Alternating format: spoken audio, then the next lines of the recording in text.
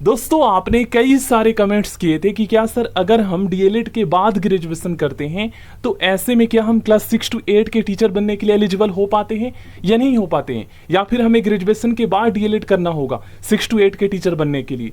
आज की इस वीडियो में दोस्तों हम आपके सारे डाउट्स क्लियर करने वाले हैं, ठीक ना, जो भी आप लोग पूछते हैं। जैसे आपको पता है दोस्तों, class 1st to 5th primary teacher बनने के लिए आपको ग्रेजुएशन की जरूरत होती ही नहीं है, ये बात ध्यान रखिएगा। अगर आपने ओनली क्लास 12 पास कर लिया है और उसके बाद आपने डीएलएड किया है, और साथ ही साथ अगर आप सीटेट का पेपर 1 एग्जाम पास कर लेते हैं और किसी भी स्टेट्स में, चाहे वो बीपीएससी टीचर की वैकेंसी आए या केंद्रीय विद्यालय या सुपर टेट जो कि उत्तर प्रदेश में होता है, यूपी में, और रीट लेवल 2 का एग्जाम जो होता है ये राजस्थान में टीचर के सिलेक्शन के लिए होता है, ठीक है। हर स्टेट्स में अलग अलग एग्जाम होता है, तो ऑल स्टेट्स में क्लास 1st to 5th के टीचर बनने के लिए एलिजिबल है विदाउट ग्रेजुएशन। अब आपका क्वेश्चन ये आता है कि क्या हम ग्रेजुएशन करके क्लास 6 to 8 के भी टीचर बन सकते हैं बिहार में, यूपी में, राजस्थान में, या नहीं बन सकते हैं? आपका क्वेश्चन ये है। अब उसके बाद एक क्वेश्चन ये भी है आपका कि क्या डीएलएड के बाद ग्रेजुएशन करके हम क्लास 6 to 8 के टीचर बन पाएंगे, या फिर जो है हम ग्रेजुएशन के बाद? तो सारे डाउट्स आज की इस वीडियो में आपको क्लियर करूंगा। तो देखो गाइस, आप चाहे डीएलएड के बाद ग्रेजुएशन करें, ठीक है, जैसे आपने क्लास 12 के बाद डीएलएड कर लिया है, अब आप क्लास 6 to 8 के टीचर बनने के लिए एलिजिबल होना चाहते हैं, तो डीएलएड के बाद चाहे आप ग्रेजुएशन कीजिए या 12 के बाद ग्रेजुएशन करके डीएलएड कीजिए, आप 6 to 8 के टीचर बनने के लिए एलिजिबल हैं, वो मैटर नहीं करता। समझ गए ना, पहले या बाद में, ये आपको पता चल गया। अब 6 to 8 के टीचर बनने के लिए कई सारे एजुकेशनल क्वालिफिकेशन मांगे जाते हैं। 1st to 5th में आपसे आपका ग्रेजुएशन की डिग्री नहीं मांगा जाता है, ना ही ग्रेजुएशन का सब्जेक्ट कॉम्बिनेशन मांगा जाता है, ये तो आपको पता चल गया, और ना ही सीटेट का पेपर 2 एग्जाम मांगा जाता है। ओके गाइस, और डीएलएड सेकेंड ईयर में जो है ना, आप जब जाते हैं तो 6 to 8 के टीचर बनने के लिए आपको सब्जेक्ट जो है ना सिलेक्ट करना होता है। जैसे ग्रेजुएशन में आपको सब्जेक्ट कॉम्बिनेशन बनाना पड़ता है, वैसे ही आपको डीएलएड सेकेंड ईयर में। तो सब कुछ आज की इस वीडियो में आपको बताने वाला हूं। और गाइस, जो कुछ भी मैं आपको इस वीडियो में बताने वाला हूं ना, वो विथ प्रूफ मैं आपको शो करूंगा, अपनी तरफ से मैं कुछ नहीं बताऊंगा। सबसे पहले दोस्तों क्लास 1st to 5th के लिए एजुकेशनल क्वालिफिकेशन देख लेते हैं जल्दी से, उसके बाद जो है हम क्लास 6 to 8 के लिए सब्जेक्ट कॉम्बिनेशन और एजुकेशनल क्वालिफिकेशन देखेंगे। ओके गाइस, यहाँ पर आप आइएगा, देखिए क्लास 1st to 5th के टीचर बनने के लिए क्या मांगा जाता है आपसे। तो मिनिमम आपके 50% होने चाहिए उच्चतर माध्यमिक का, मतलब यहाँ पर क्लास 12 तथा प्रारंभिक शिक्षा शास्त्र में द्विवर्षीय डिप्लोमा, चाहे वो कुछ किसी भी नाम से जाना जाता हो, बीटीसी के नाम से जाना जाता हो, या डीएड या जेबीटी या डीएलएड या बीएसटीसी, हर स्टेट्स में अलग अलग नाम से जानते हैं डीएलएड को। ओके गाइज, अब बहुत सारे स्टूडेंट ऐसे होते हैं दोस्तों जो SC ST PH कैटेगरी से बिलोंग करते हैं और उनके क्लास 12 में 45% तक होता है, तो वो डीएलएड कर लेते हैं, ठीक ना। तो आपकी क्लास 12 में अगर 45% भी नंबर है SC ST PH कैटेगरी से हो, तो भी आप जो है एलिजिबल हो क्लास 1st to 5th के लिए, ये रिलैक्सेशन मिलता है।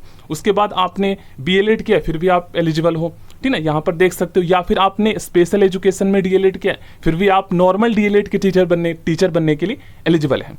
ओके गाइस, उसके बाद आप यहाँ पर पढ़ लीजिएगा एज रिलैक्सेशन और उर्दू के लिए क्या चाहिए। देखिए, अगर आपने क्लास 12 उर्दू से किया है तो डीएलएड कर सकते हो। 50 अंकों का मतलब यहाँ पर, अगर 50 अंकों का यहाँ पर थोड़ा सा गलती यहाँ पर टाइपिंग हुआ है, अगर आपके 50% है तो आप एलिजिबल हो। या फिर आपने उर्दू से ग्रेजुएट किया है तो देख लीजिए यहाँ पर, तो भी आप उर्दू के टीचर बनने के लिए एलिजिबल हो।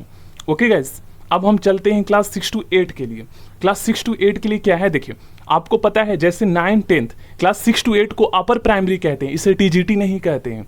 ओके गाइस, 9th 10th को टीजीटी और 11th 12th को पीजीटी कहते हैं। तो यहाँ पर क्या है ना, क्लास 6 to 8 के जब आप टीचर बनते हैं तो यहाँ पर आप मैथ और साइंस के टीचर बन जाते हैं, मतलब टीचर बन सकते हैं। आप सामाजिक विज्ञान SST के टीचर बन सकते हैं क्लास 6 to 8 में, और आप भाषा विद्यालय मतलब भाषा विषय के अध्यापक बन सकते हैं, लैंग्वेज के।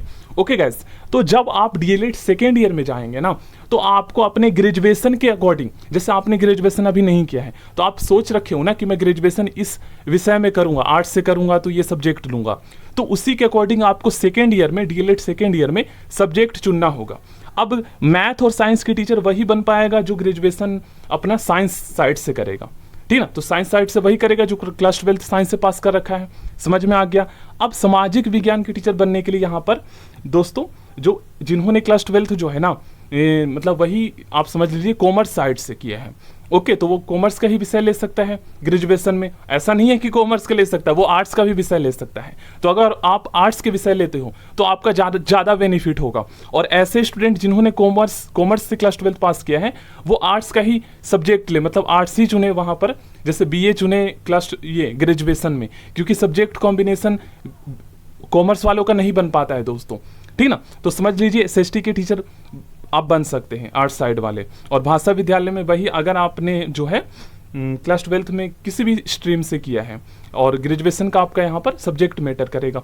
अब सब्जेक्ट कॉम्बिनेशन क्या चाहिए, तो डीएलएड सेकेंड ईयर में ध्यान रखिएगा दोस्तों, डीएलएड सेकेंड ईयर में आपके पास ऑप्शन होगा मैथ, साइंस, एसएसटी, ठीक ना। तो मैथ साइंस वही स्टूडेंट लेगा जो ग्रेजुएशन साइंस से करने वाला है, ओके। और एसएसटी वही स्टूडेंट लेगा जो ग्रेजुएशन आर्ट साइड से, मतलब बीए करने वाला है। और जो कॉमर्स वाला अगर चाहता है वो भी ले सकता है।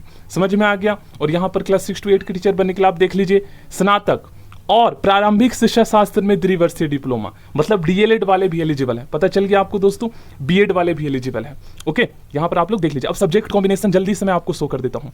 देखिए सब्जेक्ट कॉम्बिनेशन 6 to 8 के लिए ग्रेजुएशन में आपका कौन सा विषय होना चाहिए, तो 6 to 8 के भाषा विषय के विद्यालय अध्यापक के लिए स्नातक स्तर पर ऑनर्स के रूप में वो लैंग्वेज होना चाहिए या सब्सिडरी विषय के रूप में संबंधित भाषा विषय पठित हो। अब यहाँ पर ये नहीं बताया गया कि कितने साल, तो कम से कम दोस्तों आपका 3 साल होना चाहिए।